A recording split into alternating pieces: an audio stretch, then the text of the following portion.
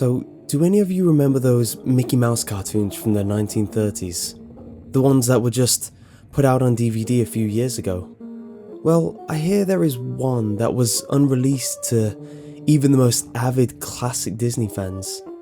According to sources, it's nothing special, it's just a continuous loop, like Flintstones, of Mickey walking past 6 buildings that go on for 2 or 3 minutes before fading out. Unlike the cutesy tunes put in though, the song in this cartoon was not a song at all, just a constant banging on a piano for 1.5 minutes before going to white noise for the remainder of the film.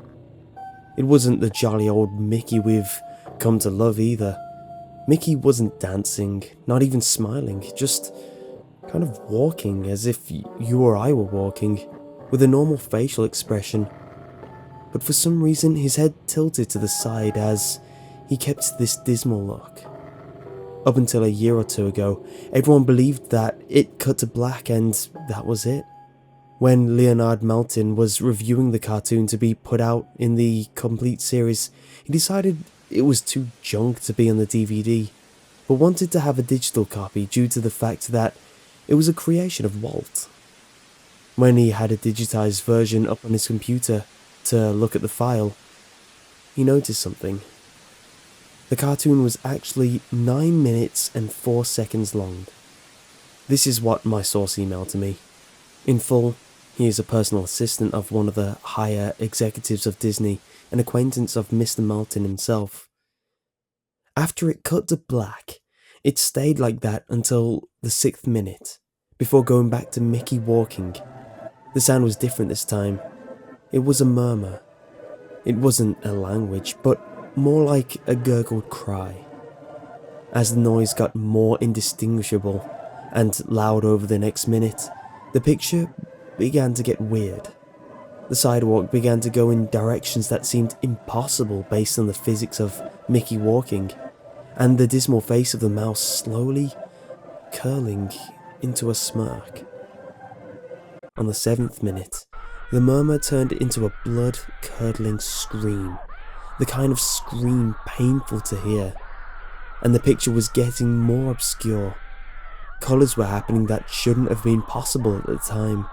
Mickey's face began to fall apart, his eyes roll on the bottom of his chin like 2 marbles in a fishbowl, and his curled smile was pointing upwards to the left side of his face. The buildings became rubble floating in midair, and the sidewalk was still impossibly navigating in warped directions, a few seeming inconceivable with what we as humans know about direction. Mr. Maltin got disturbed and left the room, sending an employee to finish the video to take notes of everything happening up until the last second, and afterward immediately store the disc of the cartoon into the vault. This distorted screaming lasted until 8 minutes and a few seconds in, and then abruptly cuts to Mickey Mouse facing the credits of the end of every video with what sounded like a broken music box playing in the background. This happened for about 30 seconds, and whatever was in that remaining 30 seconds, I haven't been able to get a sliver of information about. From a security guard working under me who was making rounds outside of that room, I was told that after the last frame, the employee stumbled out the room with pale skin saying, "Real suffering is not known," 7 times before speedily taking the guard's pistol and offing himself on the spot. The thing I could get out of Leonard Maltin was that the last frame was a piece of Russian text that roughly said, "The sights of hell bring its viewers back in." As far as I know, no one else has seen it, but there have been dozens of attempts at getting the file on RapidShare by employees inside the studios, all of whom have been promptly terminated of their jobs. Whether I got online or not is up for debate, but if rumours serve me right, it's online somewhere, under suicidemouse.avi.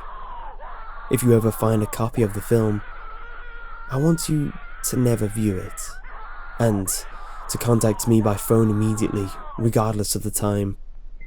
When a Disney death is covered up as well as this, it means this has to be something huge.